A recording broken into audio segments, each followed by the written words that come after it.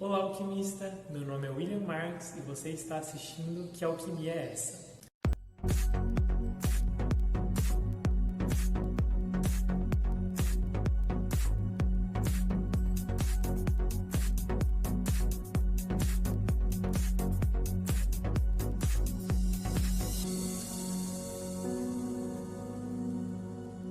A obra Capitães de Areia, do escritor baiano Jorge Amado, evidencia a relação da varíola e as questões sociais, tais quais a exclusão e o impacto que a doença exercia, principalmente na população mais pobre da sociedade nos anos de 1930. A varíola é uma doença histórica e social e foi agente central no desenvolvimento das primeiras vacinas. A história das vacinas remontam às civilizações antigas. O primeiro indício de vacina surgiu na China, no século X, justamente contra a varíola. Contudo, o método usado era bem diferente do que estamos acostumados.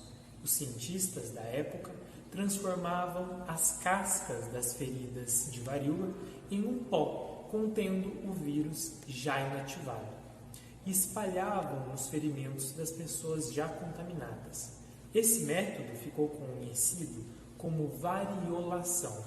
Mais à frente, entre bruxas e fogueiras, as doenças na Idade Média eram vistas sob a ótica da religião e da superstição, tidas como castigos divinos enviados à população.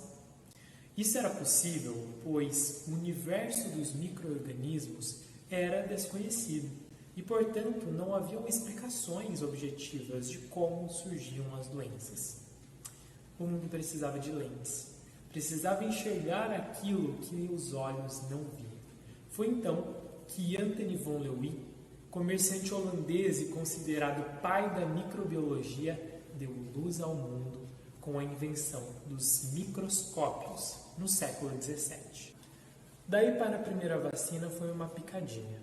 Em 1796, o termo vacina surgiu pela primeira vez, graças a uma experiência do médico e cientista inglês Edward Jenner. Jenner percebeu que moradores de áreas rurais que haviam contraído a varíola bovina não ficavam doentes com a varíola humana. Ele então fez um experimento e aplicou em um menino de 8 anos, chamado James Phillips, então filho de seu jardineiro, uma pequena dose de varíola bovina. O garoto ficou doente, mas manifestou uma forma branda da doença. Após a sua recuperação, Jenner introduziu na criança o vírus da varíola humana na sua forma mais letal. O menino já não desenvolveu varíola. A palavra vacina deriva justamente de varíola vacina, do nome científico dado à varíola bovina. Além disso, ela tem relação com vaccinus, que ao ser traduzido do latim significa derivado da vaca. A partir de então, Jenner começou a imunizar crianças com um material retirado diretamente das pústulas, feridas dos animais e passado braço a braço. Já naquela época, Jenner enfrentava sérias resistências. A classe médica demonstrava ceticismo e desprezo. Eles não acreditavam que um médico rural havia feito um avanço tão importante. Os grupos religiosos alertavam para o risco da degeneração da raça humana pela contaminação com material bovino, o que na época foi chamado de vacalização. Podemos perceber que desde a gênese das vacinas surgia a maior e ainda não erradicada doença, a desinformação. Foi em 1885 que a vacina ganha seringa e agulha. Louis Pasteur, cientista francês famoso, desenvolveu as primeiras vacinas obtidas seguindo uma metodologia científica.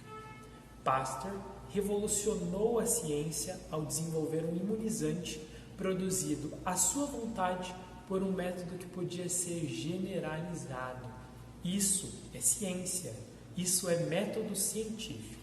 Outros imunizantes foram então surgindo. A tríplice viral, que protege contra difteria, coqueluche e tétano, foi a primeira vacina a imunizar contra mais de um micro-organismo. Vale destacar que, ainda assim, as vacinas encontravam grande dificuldade ao atravessar os tecidos sociais. Isso começa então a mudar com a poliomielite. Nenhum imunizante contribuiu tanto para a popularização das vacinas como a vacina da polio. No final do século XX, a doença, que já assolava o mundo desde a antiguidade, explodiu principalmente nos Estados Unidos e Europa. O mundo clamava por uma vacina e em 1949, Albert Sabin desenvolveu a vacina atenuada contra a polio, a primeira a ser aplicada por via oral. No Brasil, a primeira vacina foi trazida em 1804 pelo Marquês de Barbacena e também continha o imunizante para a varíola. Percebemos que a varíola teve grande destaque na nossa história.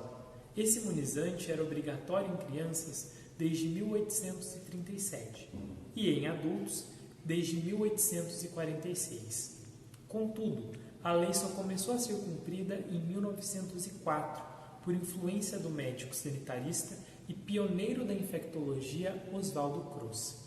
Esse foi o estopim para a revolta da vacina, que aconteceu no Rio de Janeiro.